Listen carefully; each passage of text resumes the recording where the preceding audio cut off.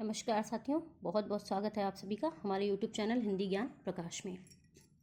तो जैसा कि हम रिसर्च को पढ़ रहे हैं और रिसर्च मेथडोलॉजी में हमारा सेकेंड यूनिट जो है रिसर्च एप्टीट्यूड, तो हमने उसका फर्स्ट पार्ट देख लिया था और आज जो है हमारा सेकेंड पार्ट है। और सेकेंड पार्ट में हम जो है उद्देश्यों के आधार पे शोध क्या होता है। फर्स्ट पार्ट में हमने शोध के प्रकार और शोध की परिभाषा ये सब देखा था और आज जो हम देखने वाले हैं वो उद्देश्यों के आधार पे जो विभिन्न शोध होते हैं वो क्या होते हैं, उसके शोध की और शोध की विशेषताएं क्या होती हैं और अनुसंधान के महत्वपूर्ण उद्देश्य क्या होते हैं। ठीक है, तो इन सब चीज़ों पे आज हम चर्चा करने वाले हैं। तो बहुत ध्यान से आप लोग समझेंगे इसको, बहुत अगर आप अच्छे से इसको समझ लेंगे तो बहुत जल्दी आपके माइंड में चीज़ें सेटअप हो जाएंगी। तो चलिए देखते हैं सबसे पहले उद्देश्यों के आधार पर विभिन्न शोध क्या होता है। तो हमारा जो पहला पॉइंट है, फर्स्ट पॉइंट, उसमें क्या है कि शोध कार्य किसी जिज्ञासा को शांत करने के लिए किए जाते हैं। अब देखिए, शोध कार्य जो है किस लिए किया जाता है? किसी जिज्ञासा मतलब कुछ जानने की इच्छा जो होती है उसको शांत करने के लिए। अर्थात जब हम किसी चीज़ पे रिसर्च करेंगे तो उसमें कई मतलब नए तरह से न्यू इन्फॉर्मेशन कलेक्ट करेंगे, है ना। तो कुछ जानने की इच्छा लेकर ही इंसान जो है शोध करता है। तो शोध कार्य किस लिए किया जाता है? किसी जिज्ञासा को शांत करने के लिए किया जाता है। तो ये आपका फर्स्ट पॉइंट हो गया। एंड सेकंड पॉइंट है आपका लक्ष्य प्राकल्पनाओं की का निर्माण करने के लिए। अच्छा देखिए, प्राकल्पना मतलब जब कोई शोध करता है तो कोई परिकल्पना लेकर चलता है ना, हाइपोथेसिस जिसको कहते हैं इंग्लिश में। तो जब कोई शोध करता है, रिसर्च करता है, तो कोई परिकल्पना लेकर के चलता है। तो उसी परिकल्पना का कोई लक्ष्य होता है। जैसे आप परिकल्पना लेकर चलते हैं तो उसको पाने के लिए, उसके लक्ष्य तक पहुंचने के लिए, लक्ष्य क्या होता है? आप कोई परिकल्पना लेकर चले, फिर उसको प्राप्त करने के लिए, उसी परिकल्पना को प्राप्त करने के लिए, उसका निर्माण करने के लिए जो है शोध कार्य किया जाता है। तो सेकंड पॉइंट भी आपको बहुत अच्छे से क्लियर हो गया होगा। और थर्ड है हमारा केवल ज्ञान प्राप्ति के लिए शोध किए जाते हैं। अब देखिए किस तरह से, मतलब ज्ञान प्राप्ति के लिए एक तरह से कह सकते हैं, जैसे आप कोई टॉपिक चूज करते हैं, ठीक है, किसी टॉपिक पे आप रिसर्च कर रहे हैं, तो उसको उस पर जब आप रिसर्च कर रहे हैं तो कुल मिला के उसका खोजबीन करेंगे, छानबीन करेंगे और छानबीन करने के बाद फिर उसको गहन करेंगे, उसका अध्ययन करेंगे। उसके बाद फिर क्या करेंगे? फिर जब आप अच्छे आंकड़े जो है उस पर नए जो आंकड़े हैं वो सब इकट्ठा करेंगे और फिर उसमें फिर आप अपने विचार कुछ देंगे। तो इन्हीं सब कुल मिला के एक ही टॉपिक पर लंबे समय तक मतलब खोजबीन करना, छानबीन करना, तो वही हमारा जो है शोध कहलाता है। तो कह सकते हैं कि केवल ज्ञान प्राप्ति के लिए शोध किया जाता है। अब क्या है? किसी प्राकल्पना की सत्यता की जांच करना होता है। जैसे मैंने अभी बताया, कोई जब भी आप कोई मतलब शोध या रिसर्च करते हैं तो कोई परिकल्पना लेकर चलते हैं, तो उसी परिकल्पना की सत्यता की जांच, मतलब उसमें कितनी सत्य, आप कितने सिद्ध हुए हैं, उस परिकल्पना में आप कितना मतलब सिद्ध हुए हैं, तो उसकी जो है उसी परिकल्पना की हम जांच करना होता है। ये भी शोध की एक विभिन्न उद्देश्य के आधार पर ये जो है विभिन्न शोध होता है एक तरह का। अब क्या है नेक्स्ट हमारा? किसी घटना का यथार्थ चित्रण। अब देखिए, किसी घटना का, मान लीजिए कोई घटना हो जाती है कहीं पे, कोई सुसाइड कर लेता है या किसी तरह की, फॉर एग्जांपल मैं आपको एक मतलब एग्जांपल दे रही हूँ कि मान लीजिए कोई सुसाइड कर लेता है। अब उसमें क्या है, कोई मीडिया है तो मीडिया वाला क्या करेगा कि एक एक चीज़ को छानबीन करेगा, इसका संपर्क किससे हुआ, कहाँ पे है, लास्ट टाइम में किससे इसकी बात हुई थी। कुल मिला के एक एक पॉइंट लेकर खोज करना, है ना। एक एक कह सकते हैं उसकी स्टेप बाय स्टेप वो जो है जांच करता है उसकी, ठीक है। तो वो होता है हमारा, जैसे सीबीआई करती है जांच, तो वो होता है किसी घटना का यथार्थ चित्रण, उस पर रिसर्च करना, कुल मिला के उसकी इंक्वायरी करना, सब कैसे क्या हुआ, इसके लास्ट टाइम किससे बात हुई, इसका कहाँ कहाँ संपर्क रहता है। तो कुल मिला के उसी घटना का यथार्थ चित्रण जो है हमारा, ये भी शोध कहलाता है। नेक्स्ट है हमारा सामाजिक समस्याओं के निराकरण हेतु विकल्पों का पता लगाना। अब देखिए, सामाजिक समस्याओं के निराकरण हेतु, समाज में जो समस्याएं चल रही हैं उनके निराकरण करने के लिए, उनका निवारण करने के लिए विकल्पों का पता लगाना। अब ये क्या होता है? देखिए, मान लीजिए फॉर एग्जांपल मैं आपको बता रही हूँ, जैसे कि वुमेन सेफ्टी के लिए, जैसे समाज में एक समस्या है वुमेन्स के लिए, जो प्रॉब्लम्स आ रही हैं, कहाँ कहाँ प्रॉब्लम्स क्रिएट हो रही हैं वुमेन्स के लिए, तो वुमेन्स की सेफ्टी के लिए एनजीओ चलाए जा रहे हैं। एक नंबर दे दिया गया, आप ये महिला हेल्पलाइन पे आप कॉल कर सकते हैं, है ना। तो कहाँ कहाँ पे महिलाओं के साथ जैसे छेड़छाड़ हो रही है, तो कहाँ कहाँ पे महिलाओं के साथ छेड़छाड़ हो रही है उसके विषय में पता लगाना। तो ये भी तो एक तरह का रिसर्च हुआ ना। रिसर्च सिर्फ ये नहीं होता है कि सिर्फ पीएचडी करना और हो गया रिसर्च, ऐसा नहीं है।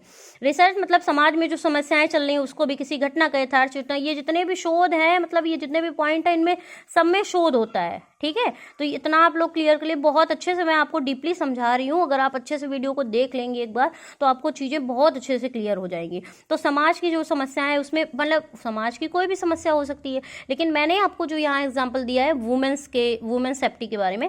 तो जैसे एनजीओ चलाया जाता है, उसमें महिला हेल्पलाइन नंबर दे दिया गया, उस पर कॉल करें, है ना। तो ये सब क्या है, सामाजिक समस्याओं के निराकरण है। फिर उसका विकल्प क्या है, वो क्या हो सकता है, उसका विकल्प निकाला जाएगा। यहाँ पे समस्या आ रही है, यहाँ पे महिलाओं को प्रॉब्लम्स हो रही है, तो उसका विकल्प निकालेगा। मान लो महिला हेल्पलाइन नंबर दे दी गई, या फिर वहाँ पे अपना जो है टीम लगा दी गई कि यहाँ पे महिलाओं के साथ छेड़छाड़ हो रही है, तो उसकी पूरी इंक्वायरी करना, है ना। तो ये होता है सामाजिक समस्याओं के निराकरण हेतु विकल्पों का पता लगाना, ठीक है। तो ये भी पॉइंट आपको बहुत अच्छे से क्लियर हो गया होगा।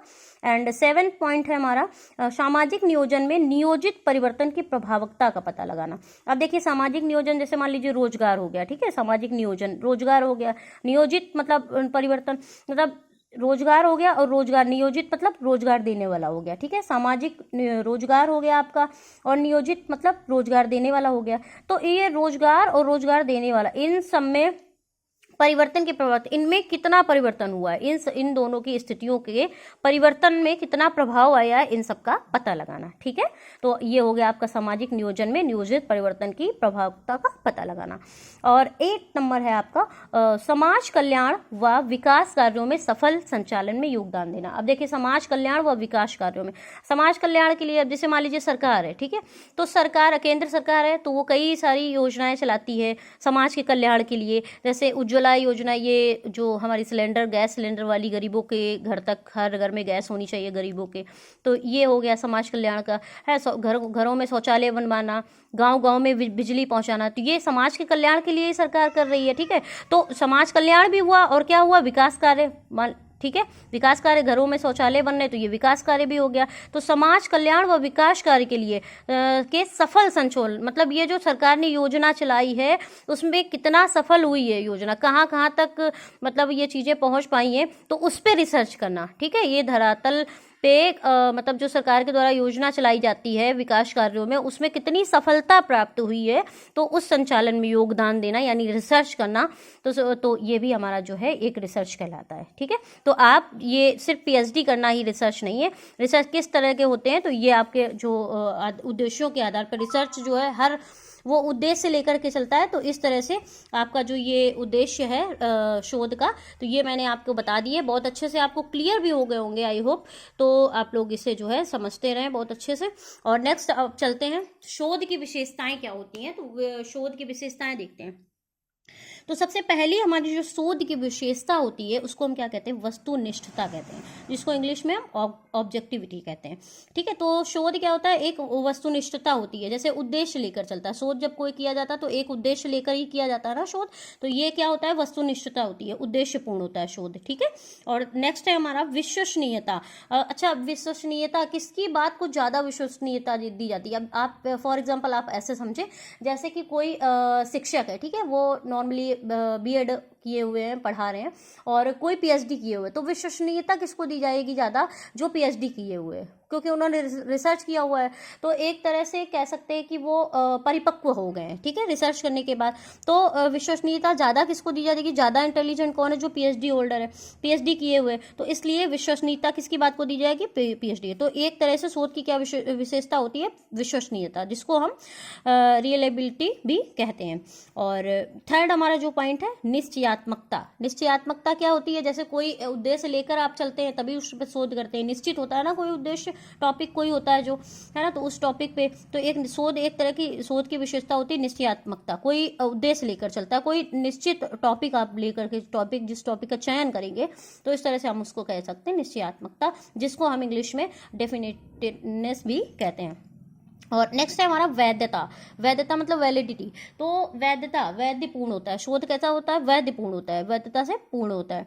तो ये जिसको हम कहते हैं वैलिडिटी। तो ये आपका होता है शोध वैधता भी होता है, वैधपूर्ण होता है इसलिए। और नेक्स्ट पॉइंट है आपका अनुभवात्मक अनुसंधान। अब देखिए अनुभव, जिसको हम इंग्लिश में कहते हैं एक्सपेरिमेंटल रिसर्च। जब भी हम कोई रिसर्च करते हैं तो हम एक्सपेरिमेंट करते हैं उसमें बार बार, ठीक है। जब भी कोई रिसर्च करते हैं उसमें एक्सपेरिमेंट करेंगे कि मतलब इसमें क्या क्या सुधार आए, क्या है।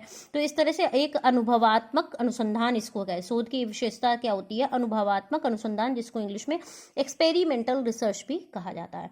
तो जिसमें हम एक्सपेरिमेंटल करते रहते हैं। तो इस तरह का ये भी एक शोध की विशेषता होती है। 7 पॉइंट है हमारा अनुसंधान चक्रीय होता है। चक्रीय कैसे होता है, मतलब आगे मैं आपको डिटेल में बताऊंगी। अनुसंधान चक्रीय होता है जैसे कि आप कहाँ से पहुँचे, एक सेकेंड, आपने कहाँ से जैसे शोध शुरू किया, ठीक है। तो मान लीजिए आपने शोध जो है कहीं से शुरू किया, तो आप फर्स्ट पॉइंट से ऐसे चले, फिर ऐसे, है ना, तो बढ़ते गए ऐसे करके जाता आगे, कहाँ से कहाँ इंक्वायरी करेंगे और वो। तो इसको मैं बहुत डिटेल में समझाने वाली हूँ, तो इस तरह से आप फॉर एग्जांपल समझें। तो ये चक्रीय होता है। शोध का अनुसंधान कैसे होता है? चक्रीय होता है। डाटा कलेक्ट करना और ये सब आगे पूरा सैम्पलिंग, तो मेथड, तो ये सब मैं आपको आगे बताने वाली हूँ। तो अभी फॉर एग्जाम्पल आप समझ सकते हैं ये कैसा होता है। चक्रीय होता है, एक के बाद एक के बाद एक के बाद ऐसे चलता रहता है। तो जिसको इंग्लिश में हम क्या कहते हैं? Research is circular. Research is circular मतलब सर्कुलर मतलब चक्रीय। अनुसंधान क्या होता है? चक्रीय, ठीक है। तो रिसर्च इज सर्कुलर, तो अनुसंधान चक्रीय होता है। मोटा मोटा आपको विशेषताओं के नाम याद रखने, इतने में ही आपका काम हो जाएगा। छोटा छोटा मैं आपको काम भी बता दे रही हूँ इसका।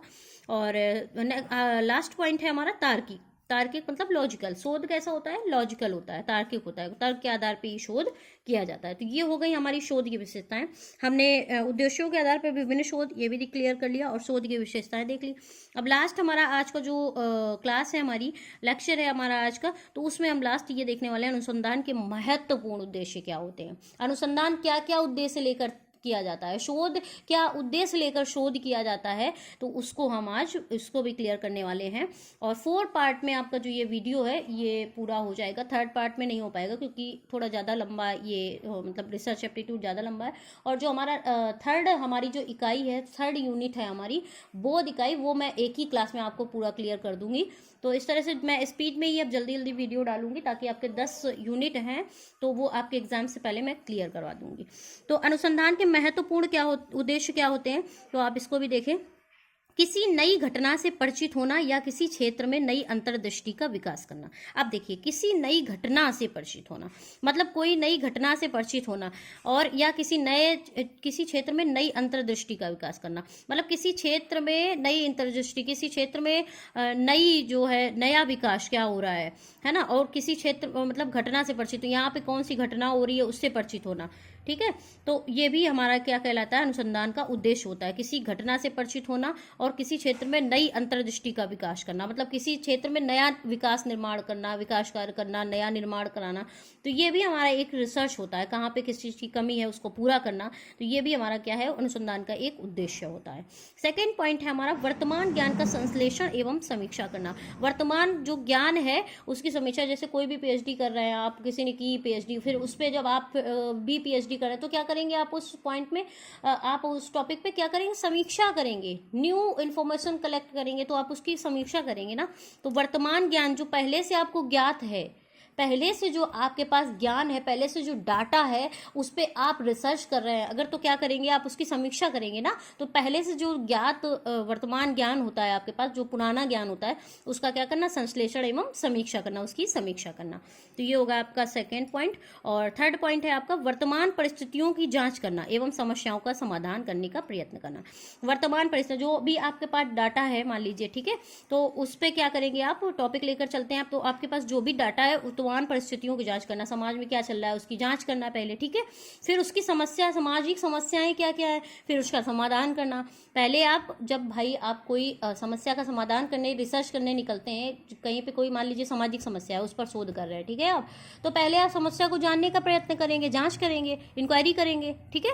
तो आप पहले इंक्वायरी करेंगे तो उसकी जांच करेंगे पहले, फिर जब इंक्वायरी कर लेंगे कि यहाँ पे क्या प्रॉब्लम्स आ रही हैं, फिर आप उसका क्या करेंगे? समस्या, प्रॉब्लम का जो है सॉल्यूशन निकालेंगे। तो समस्याओं का क्या करेंगे? समाधान करने का प्रयत्न करना, पहले जांच करना और समस्याओं का समाधान करने का प्रयत्न करना। ये भी हमारा शोध का एक उद्देश्य होता है, क्योंकि शोध उद्देश्यपूर्ण है, उद्देश्य लेकर ही शोध किया जाता है, है ना। तो ये आपका थर्ड पॉइंट है। और फोर्थ पॉइंट आपका क्या है, सामान्य मुद्दों का विश्लेषण एवं अन्वेषण करना। सामान्य मुद्दे जो होते हैं, जिस पे टॉपिक होते हैं, जिसको कह सकते हैं, उसका अन्वेषण करना, इन्वेस्टिगेशन करना। ठीक है, जो भी आप मुद्दे लेकर चलते हैं, शोध कर रहे होते हैं, उसका इन्वेस्टिगेशन भी किया जाता है।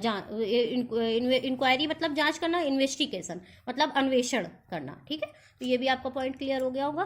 5 पॉइंट है आपका, 5th नंबर, एक नई प्रक्रिया या प्रणाली का सृजन करना। मतलब एक नई प्रक्रिया, पहले आप जैसे आपके पास पुराना डेटा है मान लीजिए, ठीक है, तो उस पर जब आप रिसर्च करेंगे, कोई टॉपिक पे आप रिसर्च करेंगे, तो एक नई प्रक्रिया से, है ना, एक नई प्रक्रिया या प्रणाली का सृजन करना, मतलब उस पर आप अपना कुछ तर्क देंगे, अपने विचार प्रस्तुत करेंगे, तो इस तरह से कह सकते हैं एक नई प्रक्रिया या प्रणाली का सृजन करना। ये हमारे जो अनुसंधान के महत्वपूर्ण उद्देश्य थे, ये भी क्लियर हो गए आपके। और शोध की विशेषताएं क्लियर कर दी मैंने, और उद्देश्य के आधार पर विभिन्न शोध क्या होता है, तो ये भी मैंने आपको क्लियर कर दिया। तो आज की क्लास यहीं समाप्त होती है, और 4 पार्ट में आपका जो है ये सेकेंड यूनिट कंप्लीट हो जाएगा। थर्ड जो आपका यूनिट है, बोध इकाई, वो तो मैं एक ही क्लास में आपका क्लियर कर दूंगी। अब इसके 2 पार्ट और हैं, तो वो मैं जल्दी ही अपलोड करूंगी, कल हो सकता है तो मैं एक वीडियो डाल दूंगी। तो जल्दी से जल्दी फिलहाल जो आपके एग्जाम्स हैं उसके पहले मैं 10 यूनिट आपके कंप्लीट करा दूंगी। और तो बहुत बहुत धन्यवाद। वीडियो अच्छा लगे वीडियो को शेयर करें एंड लाइक करें, और चैनल को सब्सक्राइब करना बिल्कुल मत भूलिए, क्योंकि यहाँ पे आपको बिल्कुल फ्री जो है शिक्षा मिल रही है। तो आप ज़्यादा से ज़्यादा इसको शेयर करने का कार्य करें, इसमें आपका कोई भी पैसा नहीं लगने वाला है, और चैनल को सब्सक्राइब करें। तो बहुत बहुत धन्यवाद आप सभी का।